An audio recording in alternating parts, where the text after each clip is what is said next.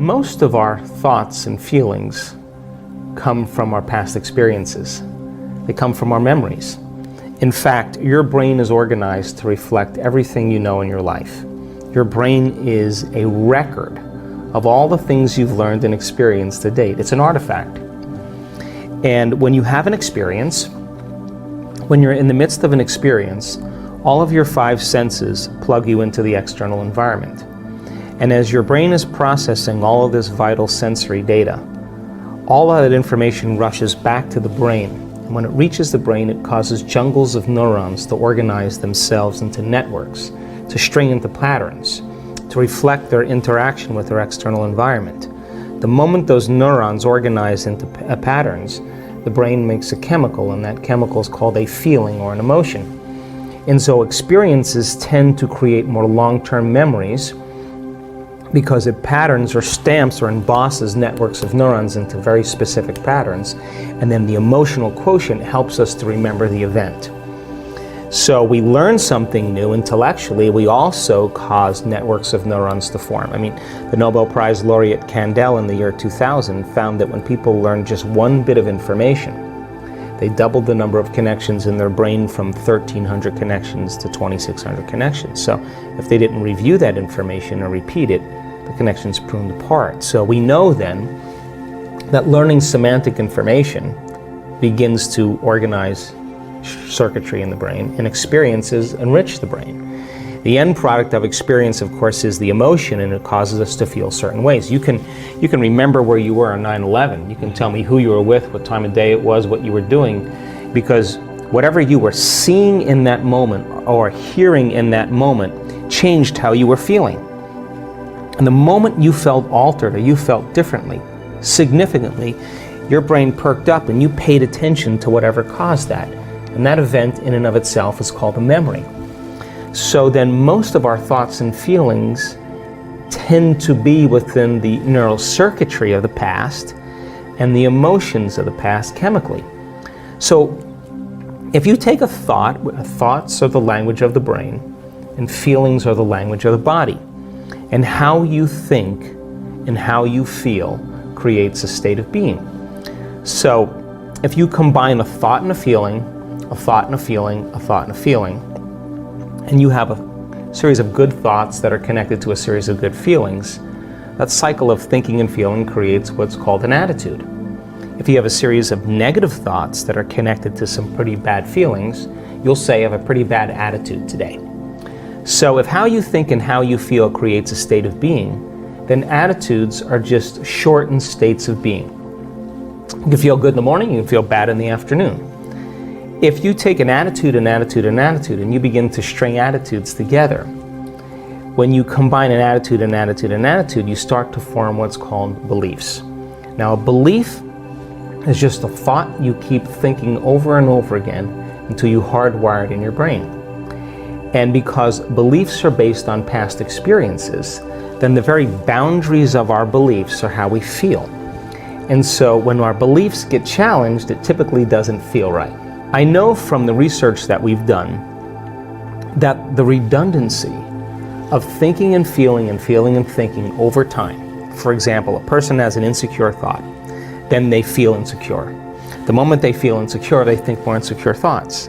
They fire and wire more circuits in their brain to feel more chemicals of insecurity, and then once they're feeling insecure, they think more insecure thoughts, and they do this for over and over again.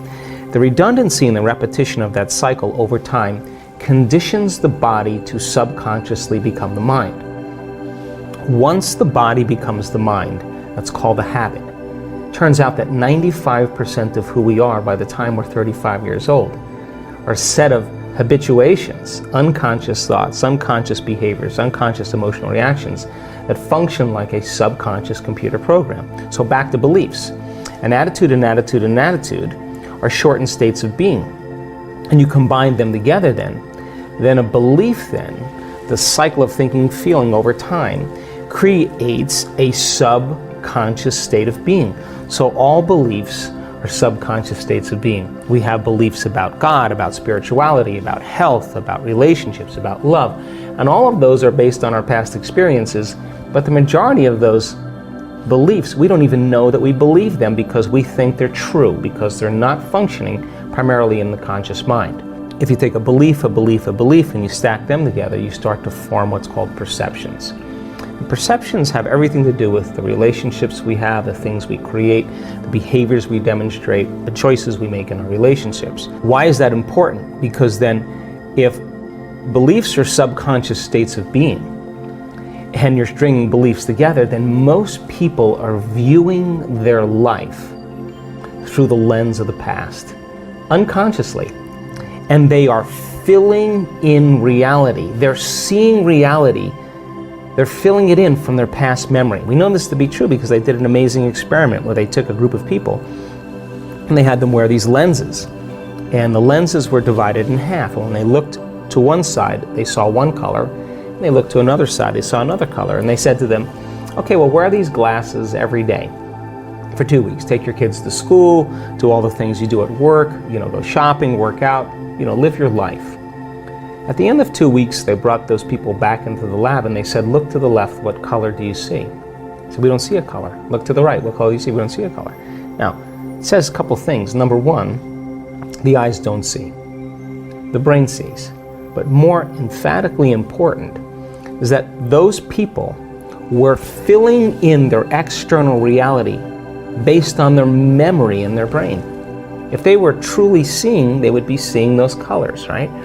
So then, in our perceptions then, we are overlaying our future. We're overlaying the present moment with our memory of the past. And so then, that then begins to diminish possibility.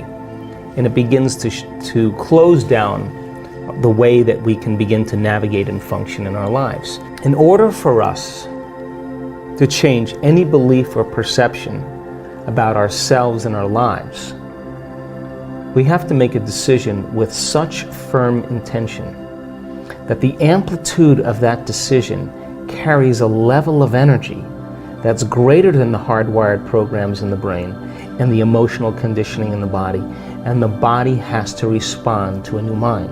In other words, the choice becomes an experience that the person never forgets because the internal experience begins to reorganize the circuitry in their brain and send a new emotional signature in their body. And in that moment, the person is becoming liberated from the past. How can the preacher in the deep south of the United States move into a state of religious faith and drink strychnine and have no biological effects? Or the mother whose child is trapped under the car, who lifts up the car and pulls the child out. The mother doesn't say, geez, I didn't work out in 2 weeks, or God, I ate carbohydrates yesterday. She's not in any polarized state. She moves into a state of absolute certainty.